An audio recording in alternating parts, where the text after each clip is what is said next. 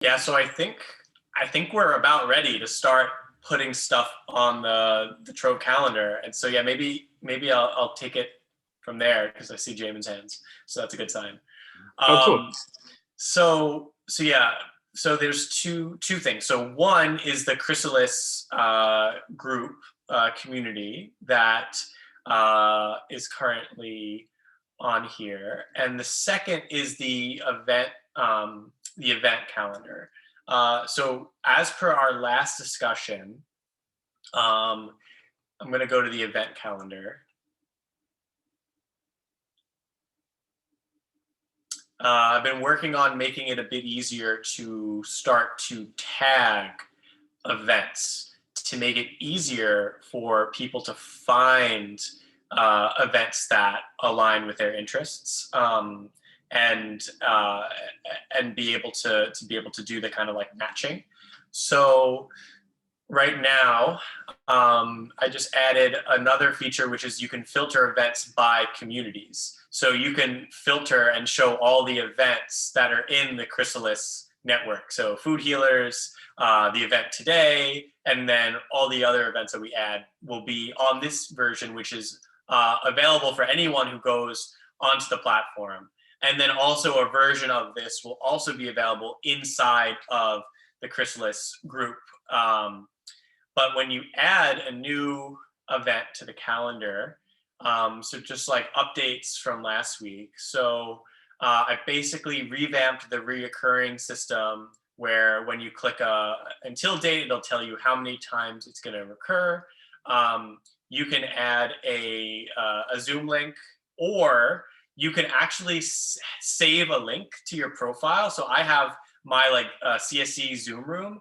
And so if I don't remember the link, I could save a list of my Zoom links, because like, this conversation happens like more or less in the same few links. So you can save that link, and when you create a new event, you can just click that and it'll know that link for the event. So it makes it just much easier to manage all the links of the different Zoom rooms and Hangouts and all that stuff. And then the community hosts, so you can add as many hosts, and I've added some more information about the features for the privacy. So when you click local, it'll tell you local events are suggested for in-person events that are in a certain area. Private events will basically be shared with specific people that you can like invite to the event. And then if you hit private, you can then click to invite certain people to that event. And then if it's a restricted event, you can share it with specific communities. And if it's public, you can share it with communities. And you could also say anyone that's interested in sustainability should see this event. And that will go across communities that you don't even know about. So there could be 100 communities in sustainability that find out about a Chrysalis event, because you put it into the open comments of sustainability. And then event type. So you can now pick like conference, festival, hackathon, Zoom meeting, and you can add multiple different types if you want as well. And you could make it online or not online. And then the last thing is event tags, which is something that Jamen had kind of requested, and I'm making it super open. So we were talking about like the different phases of events, like it could fit into, I don't remember the acronym offhand, but there was like 4 different letters. And so you can add a tag here, like transformative, which I'm not spelling right. And then basically you'll be able to filter by those event tags. So yeah, we could actually add some events to test it out, or I think that would be great. But yeah, this is one of the main updates from last week, is really just adding the filters of communities, of the categories, and the event types, and then also being able to add recurring events much easier, and then being able to switch the views for the different calendars. And if you are the admin of an event, it'll pop up a little thing where you can delete events, you can edit them, and if you edit the event, it'll let you add the kind of the call recording, photos and links that came from after the event. So that way you could send people the event link and say, hey, I know you missed the meeting, attached in our, with the kind of email wrap that like CicoLab does and that Jamen, you send out each week. You can like add a link in that whole like summary of the event saying, here's the quick links, here's the recording if you want, and you can kind of see who attended if they want to put themselves as attendees. And so that's the kind of, that's the update on the event end. So I'll pause there and yes, just I'll stop screen sharing and I can turn it back on too. Awesome, Vincent. Totally super awesome. So since you offered, I think it would be super productive if you were to, go ahead and create a couple of events and maybe walk through a little bit, just kind of build a story around the scenario. So here I am, da da da da, and here's, and just tell a story around it, and then people can model off of that, pattern off of that, in creating their own events, because there's so much richness here. And having the story overlaid, I think, is super valuable. And then as you go, feel free to pepper us for input, for questions, so we can make it a conversation, and then people can really, feel into it that way. I think that would be just probably the best training video I can imagine for opening this up for people to post on the Chrysalis calendar. Yeah, that sounds great. So I guess before we do that, does anyone have any questions or comments?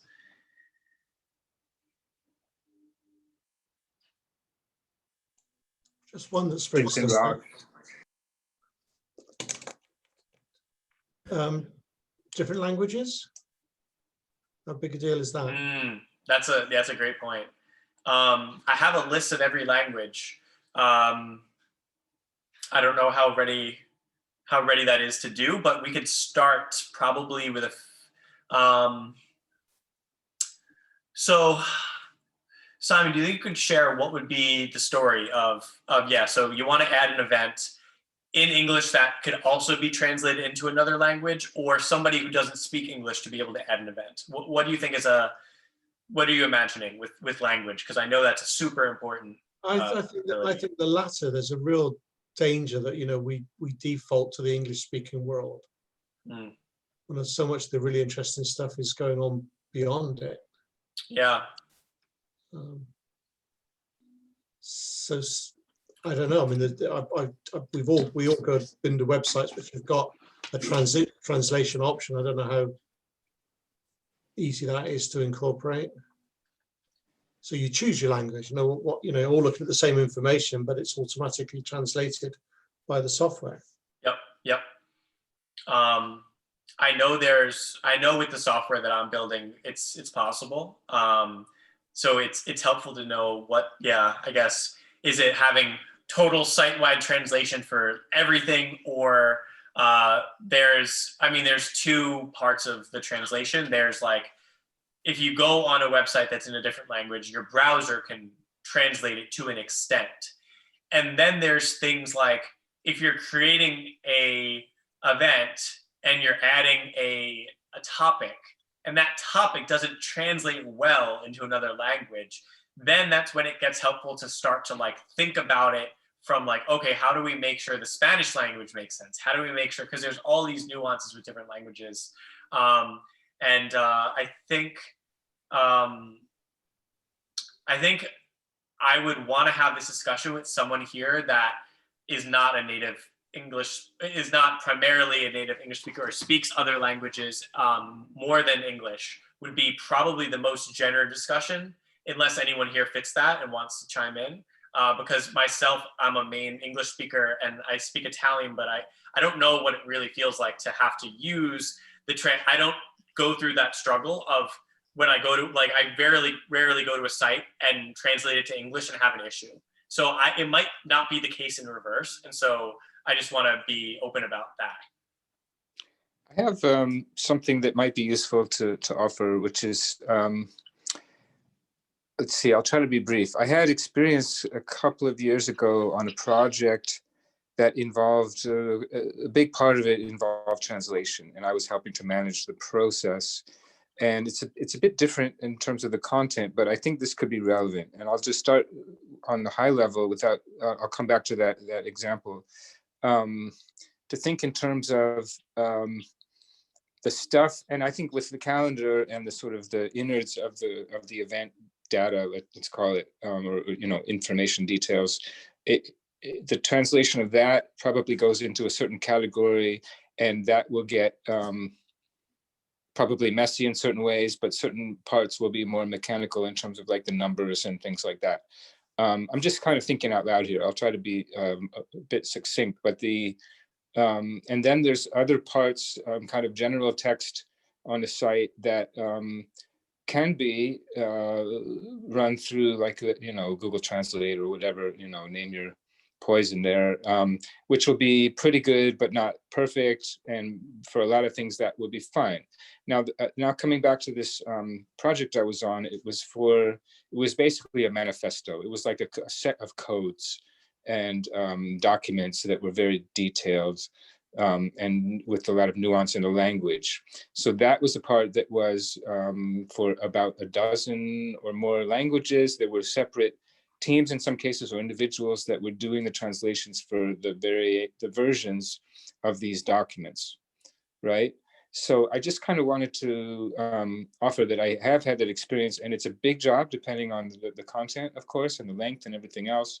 And it involves potentially, management of teams or groups that are involved and engaged, and there's different, timings and cycles and processes and et cetera, et cetera.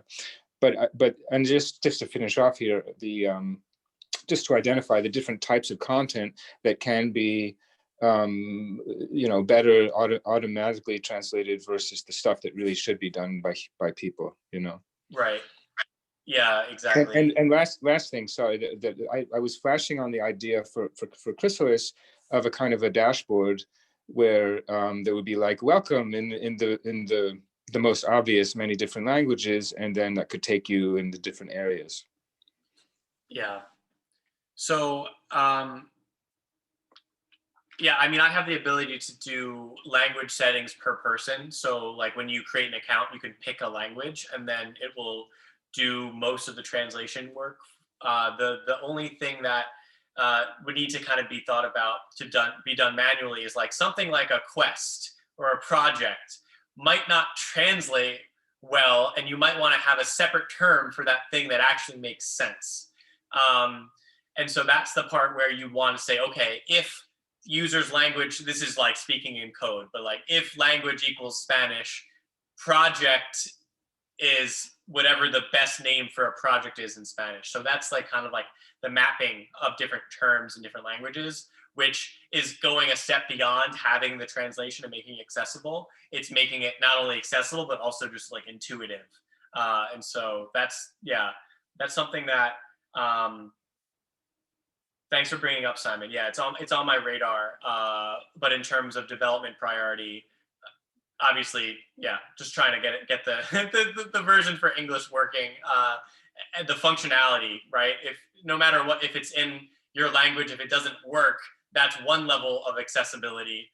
Then if it's not designed well, where you can't even figure out what to do just based off of like even if I go to another website that's not in my language, I can sometimes tell, oh, this is the contact page because there's a phone number, right? And so there's visual design that communicates certain things. There's making sure it's functional, and then it's the actual, like I was saying, the subtext, and then there's the text. So the language is one component of making a website accessible. That's on my radar, and so yeah, I appreciate you bringing it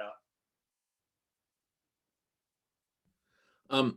Regarding languages, translation definitely is a very interesting scenario. But what I'm thinking in terms of these meetings that we're having, let me start by making a kind of a joke that's not really a joke because it's serious, which is that, just us English speakers, roughly from the same or compatible cultures getting together and having meetings, we have a hard enough time understanding each other just in English and getting in sync and this and that.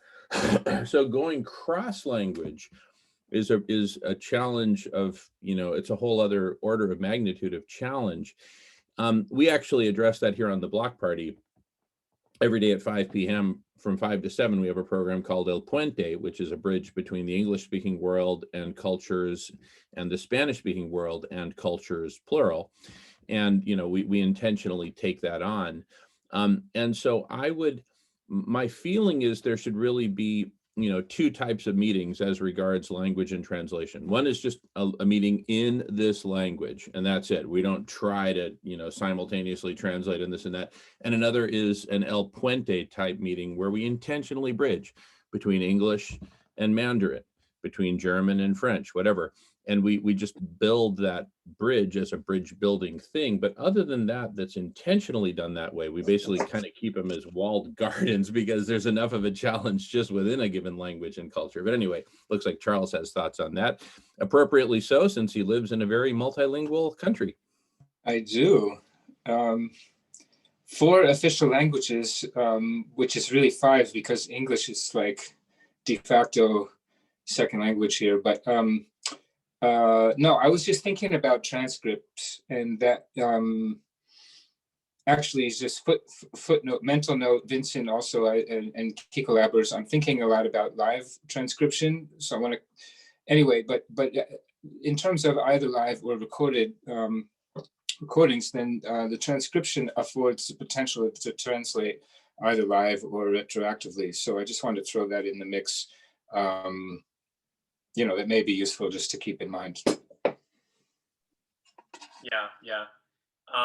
Right now, the main thing that I focus on for languages is projects. So I have a list of, I think I hope all, if anyone, I shouldn't be missing any, 189 languages, if that sounds right. And then when people add projects, they're able to choose a language. And so this is a project that was submitted that's in German. And so you can also filter projects based off of the language that you speak. So that way you don't join a project where there's no one who speaks the language. And so when you create a project, you could put 2 or 3 languages and say, you know, there's the potential for people who speak these languages to collaborate with us. Unfortunately, it's kind of a hard constraint in many cases that me or you or no one else can really fix. You know, if a project is solely people that speak one language, there's maybe not much you can do there. It's going to be a hard time for those people to work together. So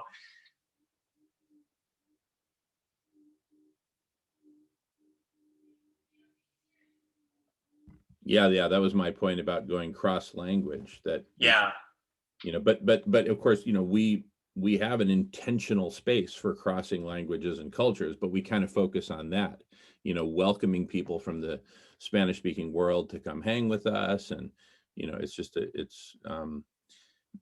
but the focus is, well, anyway, I've articulated it. It's a lot of fun. We have a lot of fun with it. Mm-hmm. Yeah.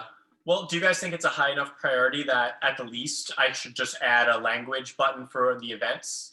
Like it could default to English, but the ability to click other languages for an event, do you think that's something that would be helpful, at least because you have the one event that's multilingual? Is that something that you think is priority? I'm going to step out on a limb and say that it's not priority, for the reason that the way I think Trove should evolve into multilingual is to essentially have a German Trove, a Mandarin Chinese Trove, a Spanish Trove, because people, especially at first, they want to come in and talk with people who they can relate to. As Lauren likes to say, people like to hang out with people within their own tribe. Well, any language contains hundreds of tribes, but the first filter is, what language are you speaking, Jack? You know, I wouldn't dare just walk into a Mandarin Chinese room unless I was with one of my Chinese friends who invited me and said, okay, you know, which I've done before, and it's been super cool, but I need a guide. And so I think having this kind of walled garden approach, not because I believe in separating people, but I just think that for people to overcome the first barrier of just getting in and jumping in, they need to be comfortable, and being in their own language or culture is that first level. So trying to mix it up, it may be premature, is my feeling at this point. I would jump in and, go ahead. I was just going to say, I'm inclined to agree. I think what's most important, Vincent, is brick upon brick. I mean, you need to start getting people using what you've already got, and you'll discover what people want as time goes on. But I was just thinking what Jamen was saying, then how do the main social networks do it? How do Facebook do it, and Twitter? How do they deal with the question? Some of them have a handy button on a post or even on a comment. If it's in it, you know, it's all pretty much assumed English. There's probably settings. I'm just thinking out loud. I've seen on Facebook for sure, and probably LinkedIn. I don't remember others, but where it'll translate automatically if you just hit the button, and even in a comment thread. I've seen that.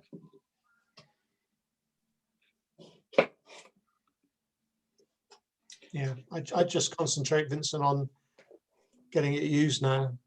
That's where you're going to get your feedback from. Yeah, I would tend to agree both with Simon and Jamen, but maybe for another reason that it's just not as much of a priority because you want to get the whole thing functioning, and it's not as an immediate of a need. But I would just add that kind of in principle, in terms of values, you know, it makes all the sense, and of course, you know, the royal we, you know, all want to have that. It's nice to have though immediately. Yeah. Okay. No, that makes sense. It's nice to know you're already thinking ahead. I mean, that seems to happen every time we mention something, you're already kind of on it. So it doesn't take as much time to think ahead. It takes way more time to do ahead. So yeah. But I appreciate that. So I also just wanted to open up, I think everyone in this call, except maybe Michael, are currently in the Chrysalis. So I'm wondering, Michael, did we send an invite to you? Do you want me to invite you? Just so you have that in your inbox. I'm not sure Michael is here right He's now. not? Okay. He may have stepped away, yeah. Okay, I can't see because I'm screen sharing. But I just will quickly share for anyone who is an admin of a community or starts a community, the kind of ability to invite people. I have a Buckminster Fuller loading quote.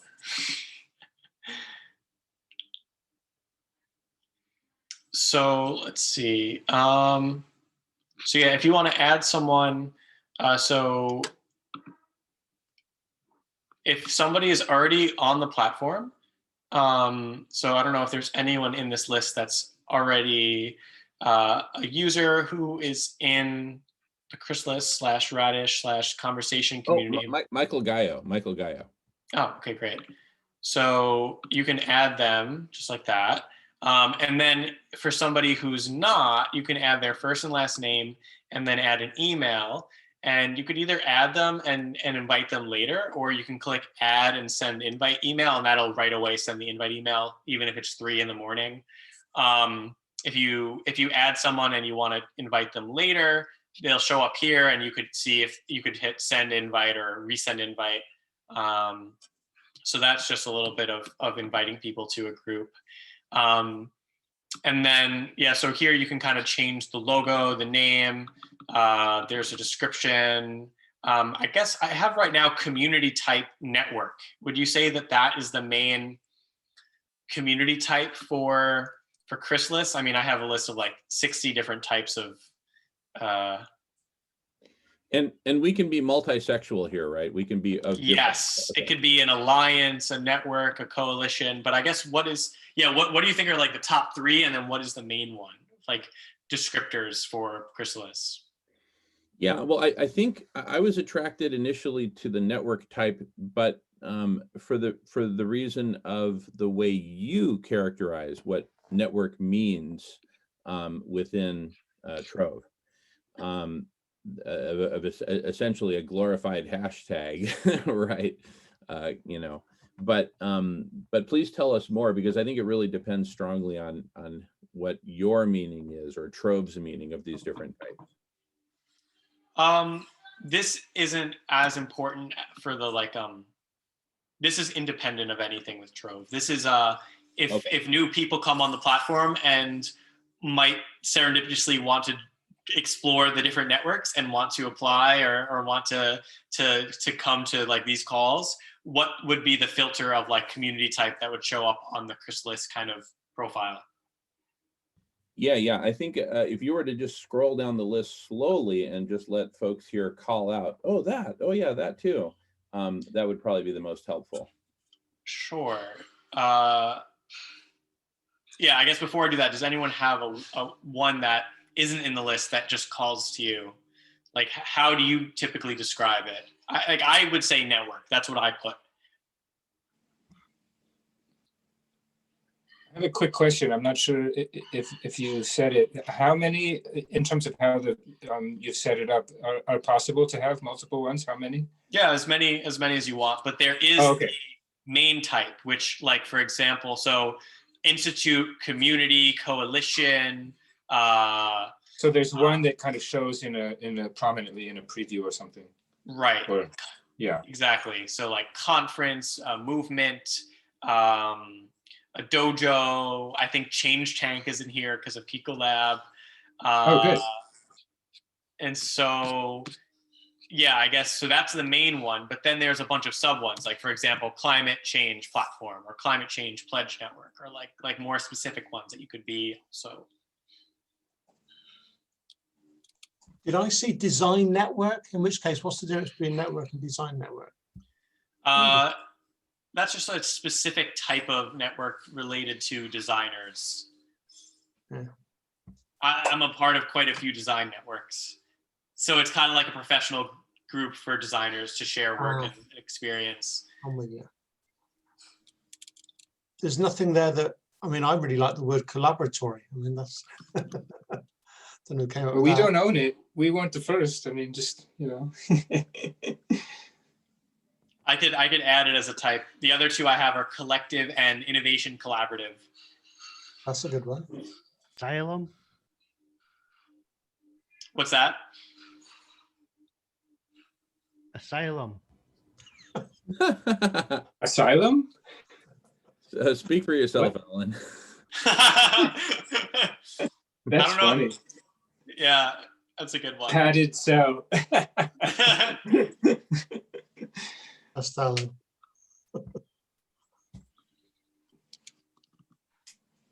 So maybe innovation collaborative, community and network. Does that seem right? Yep. Okay. Transformative. Super intelligence hub. Mm. So I think the transitional community. Getting better all the time. How about transition design hub or something? I don't know. Just remind me of that concept.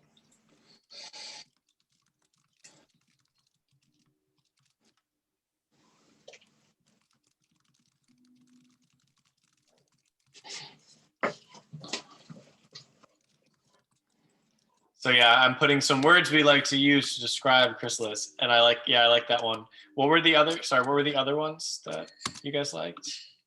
Oh, we're talking Chrysalis and not Radish or Block Party or I don't know. Exactly. Well, yeah. Sorry, I was trying to. I guess I got lost in the super context or something. Just a small thing, Vincent, but when you got a second, can you take that second L out of the top and by group? Yeah, I just realized that. It's one L, right? Yeah. Charlie, did we answer your question? No, I didn't hear. I missed it. Okay, so basically, yeah, we're talking here at the level of Chrysalis Network, which is essentially independent from Radish, Block Party, et cetera, et cetera. On the other hand, every single event that Block Party, Radish, et cetera, are going to do will be on the Chrysalis calendar. But it's really, got it. But all the above, so like anything you wanted to add to the calendar that was, Chrysalis compliant, shall we say, or. So in the terminology that some of us are using in some of our circles, it's a sovereign entity. Yeah. Yeah, and so within the, so this is obviously like, you can actually, so I actually added Radish, the conversation, and CicoLab as related communities. And so that way people could find other, you know, connected communities. And so there's also other ways to say, like, you know, show me all the events in the communities that are 1 circle away or 2 circles away eventually from Chrysalis. But yeah, so I think that's a good start. The other thing is the ability to kind of add and customize, as like an admin of a community, you can customize what widgets make sense for your group. So right now I have a home, project list, a member list, the calendar, of course, and then a link directory. But there's also some other cool ones, which are, some of them are still in testing and others are ready. But once they're all kind of ready, they'll show up there.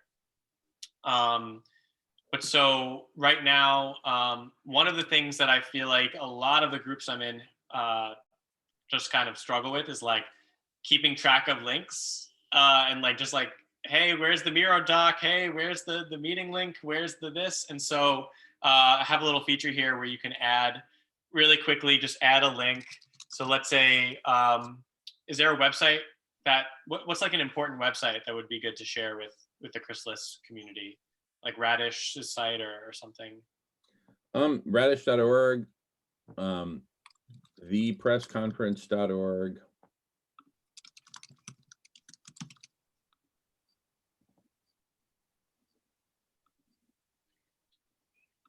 So yeah, you can add links, and it'll actually sometimes pull like the image in the description, and then you have a list of links that are just like, this is a really quick way to just easily find things. Now my video is getting in the way. So that's one feature that you could like turn on or off. Then there's the member list. The project list, which right now there's a few projects that I added the Trove open house, which is kind of what we're doing right now. And then there's a few other projects that were added that people tagged with Chrysalis. So none of the above. And then I tagged Don't Do Nonsense, which is one of my projects. And none of the above, actually, this is a new project for me that someone added. I added that. Oh, you did? Great. Okay, cool. So that's awesome. And then, yeah, so you can go to any of the project pages by just clicking the view button. So yeah, any projects can be connected to multiple different communities. Same for the events.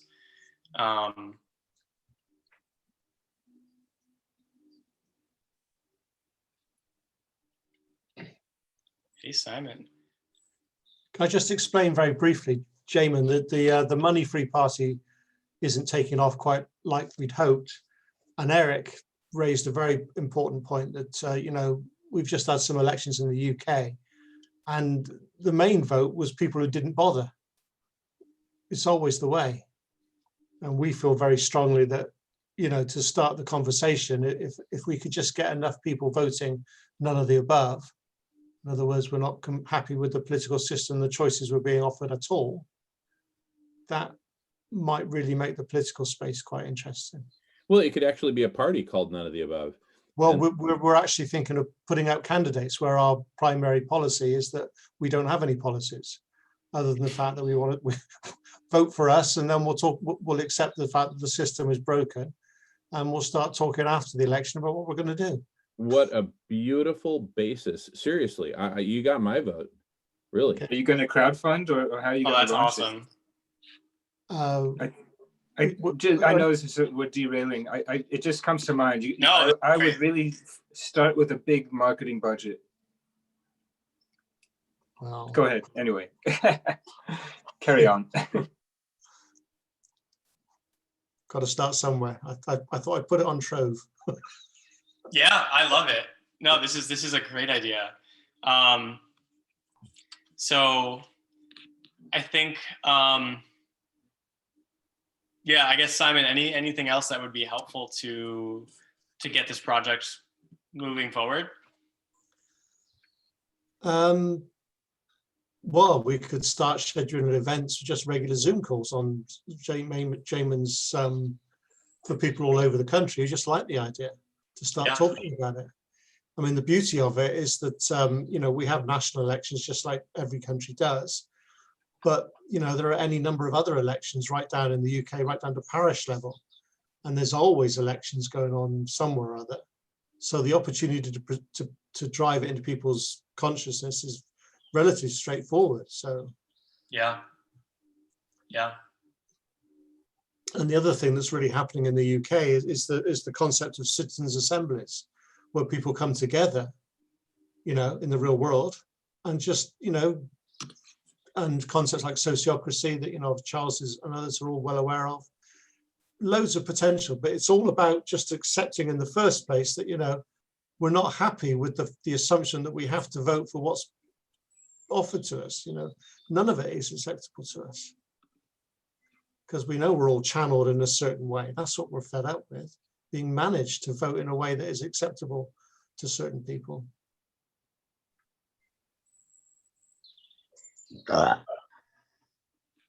Cool.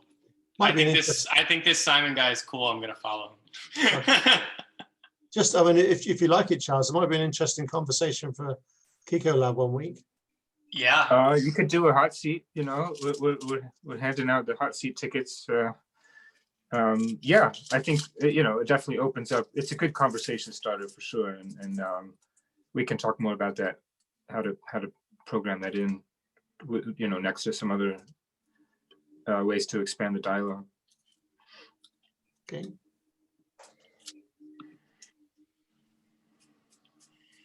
You have the hot seat form, Simon, because that would be a good way to just get No, it in the mix. I have to be honest, Charles. I just put it out there because it came up in conversation with Eric, and if fine. If Vincent stumbled across it, we wouldn't have been having this conversation. So no, it's all good. I'm just saying, like, I could write myself a note, or you can ping me somewhere. But there is actually a form for that, and then that's a way to just get that moving. I'll have a chat to Eric. It was his idea, so okay, no worries. Cool. Yeah, the hot seat form is actually on here too. If you go to CicoLab and you go to the call repository, which is awesome. It's amazing. Thank you. Yeah, and it's gonna get even better. It's currently in its baby phases. But yeah, if you go to the today, it'll have like today's call, and then you can click submit a, yeah, you can click hot seat form right here, or submit appreciation. But very briefly, Vincent, going back to what I was saying earlier about brick upon brick, and, you know, don't want to overload you, but the obvious thing that springs to my mind is that, I mean, from a selfish perspective, because you know what I'm working on, I would like the facility to filter geographically. I'd really like a facility to differentiate very quickly between real world and online. And then the obvious question is, if it's real world and it's oversubscribed, some sort of booking form. Booking form for people to book time on people's calendars, you mean? Well, if it's an event and it's a limited number of attendees. Yeah. I think events, yeah, I am. That's a nice to have, I would say. I'm curious to see how big events become a part of this, and that you're not the first person to mention that idea. So I'm going with the flow. Okay. I would put that in the not immediate, nice to have category, but. Yeah. But I'm hesitant to sort of get behind like live events happening a lot right away. I'm just one of those people. Yeah. Yeah. In terms of filtering by location, yeah, that's something in the 1 to 2 week agenda range for like events or projects and stuff like that. I mean, right now I have like the project map. You could technically have an event map, but so many of the events are online that it's not really a super necessary thing at the moment. Maybe COVID, you know, opening things opening back up might change that. But yeah, in terms of events, so maybe we can add an event in. I don't know if you guys want to schedule an event to talk about the none of the above, but yeah, what if we were to schedule an event right now? What's a good one to start with?